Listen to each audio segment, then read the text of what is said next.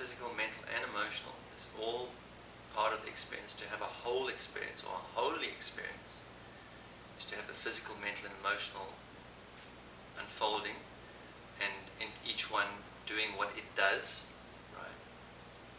And knowing what each part, role each one plays in the experience, and going to it for its particular role. And that's what brings balance and wholeness into the experience. And when the experience is whole, plus if I can have that experience be whole, and have an awareness of myself beyond it, that's a whole experience. That's to be in wholeness, and that's really all holiness is. It doesn't mean any spiritual posture or clothing or a religion I belong to. It's just about embracing the whole experience, and in each moment it's whole. If I can't see that, then there's an emotional signature that's the portal. That's the imprinting. The imprinting. Yeah. That's also now showing me which way to go. Yeah, which way to go to what's obstructing my ability to be here in this moment. Okay. And accept it. Okay. But there was one idea about what I'm using, I guess, as reflecting devices, you could say, or like whether it's friends or family or an intimate loved one, and or I guess just the world in general. So each one of those presents a different level of a different kind of discomfort.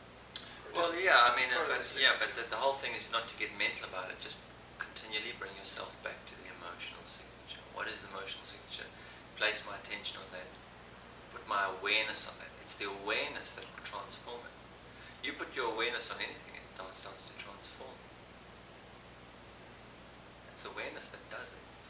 Awareness and maybe trusting that it's kind of, because getting back now to waiting for the door to get open. Yes. Well, the trust will come out of the insight that trust comes out of experience. So I was doing two things at once. Yes. I was feeling the signature, and I was taking care of business. Right. Yeah. But I wasn't trusting that was the right way to do it. Yeah, that's an emotional imprint there. Pretty sure it wasn't. And what's under the trust is fear, and that's an imprint. The one that you didn't mention. You said I was angry and I felt some grief, but you didn't mention the fear. And for me, when you were telling the story, I could feel the fear, but you didn't even look at that. And now when you bring up the trust, it's not about the trust, it's about the fear that stops you trusting the universe. Trusting my experience. Because I could even say the idea of feelings is separate from emotions. That's another, can I trust that awareness that's coming with Well, this? only through your experience. That's the whole thing, is let experience be the teacher. We think if I can figure this out and I understand it now, I can work, no. You have to have the life experience, sometimes over and over. I have to have the experience over and over of the hindsight that shows me that the moment I was in was always perfect. I may not be able to see it in the moment, but in hindsight always shows me how wonderful things are, and that at some point will give me the faith in the moment. So I'm moving closer and closer and closer to living in the moment. I mean, the hindsight's like... Yeah, for me it's not a destination either. It's a constant compensation. Life is going to knock me out the moment in some way or another. The energy comes boom, boom, boom. It's like when you're on the ocean, there's going to be waves. It's not the waves, it's how you work with the waves. Okay, so that's what I'm saying. What we said initially, my pain brought me into this, but in the end I realized it wasn't about my pain, it was about becoming responsible rather than becoming reactive. Responding to the moment rather than reacting to it.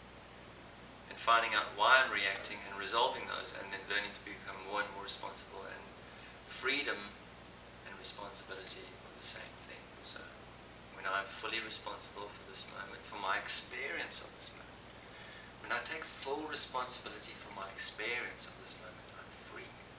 If I go, well, Jordan, if you just only had worn a red shirt, I would have felt much more comfortable here. But now you're wearing a white shirt. Now I can't enjoy this moment. I'm not free, because I'm saying you're responsible somehow for this moment. You're not. I'm responsible for my experience of whatever's happening. You're not. And my responsibility, and this experience, the aftertaste of this experience, for me, won't be what we talked about or how we sat on the couch. The aftertaste, when I look at this experience in hindsight, well, how did I feel? Right? Because that's the causal point. The quality is, how did I feel? If I walk away from this conversation feeling really good about it, or I just feel satisfied, or whatever it is, that feeling, it doesn't matter what happened in it, the outcome is always the feeling. What is the feeling? What is the feeling? But even if the feeling's a bad feeling, well, then I can sit with that. Sit with that. Yeah, I'll sit with that. And what did you expect, Michael? What were you expecting, right? Right? Right. But what is the story that you're telling that you now have to die to? for some reason, I'm always challenging the idea that everything can always be good all the time. Well, that's causes all the problems in the world. Right. Thinking that should be like that. Well, that's the thing about, one of my revelations about the moment. We live in a polarity universe. And in the polarity universe, there's always good and bad, light and dark, up and down, hard and soft. It's a polarity experience. In order for this experience to be perceived, it has to be polar.